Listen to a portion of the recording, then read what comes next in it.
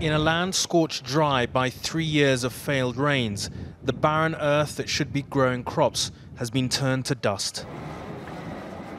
This dust used to be the fertile soil these communities once farmed to feed themselves. Now they try to hide from it, taking shelter from sandstorms in trees that provide no protection. Asha said she'd been left with nothing. I lost 2 baby daughters to the drought, she told me.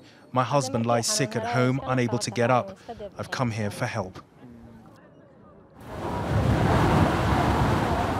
This is the help Asha and so many others have come here for, life-giving water.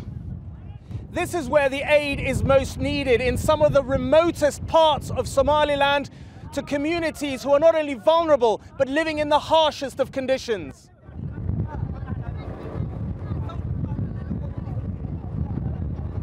In the midst of nature's awesome power and cruelty, this is what coming to people's aid looks like. The water's been trucked in over hundreds of miles, made possible by the donations of British people who responded to the DEC's emergency appeal. The relief and hope it gives where there was once none is etched into people's faces.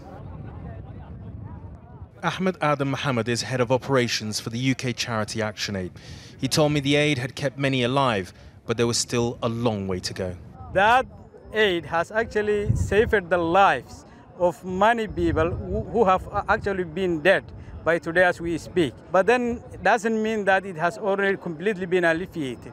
So the crisis isn't over? It's not over.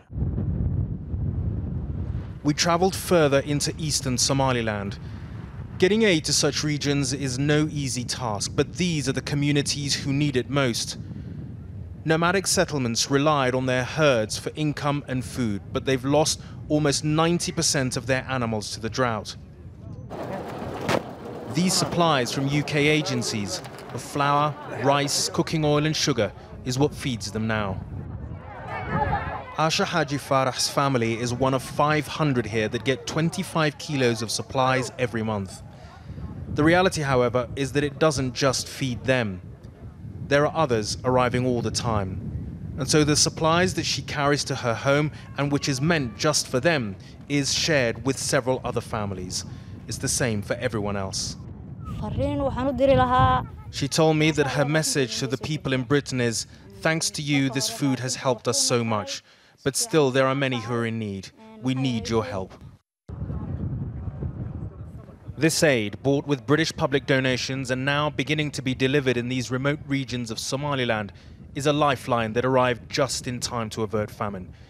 It doesn't mean that the threat has gone and people are still dying from diseases associated with malnutrition.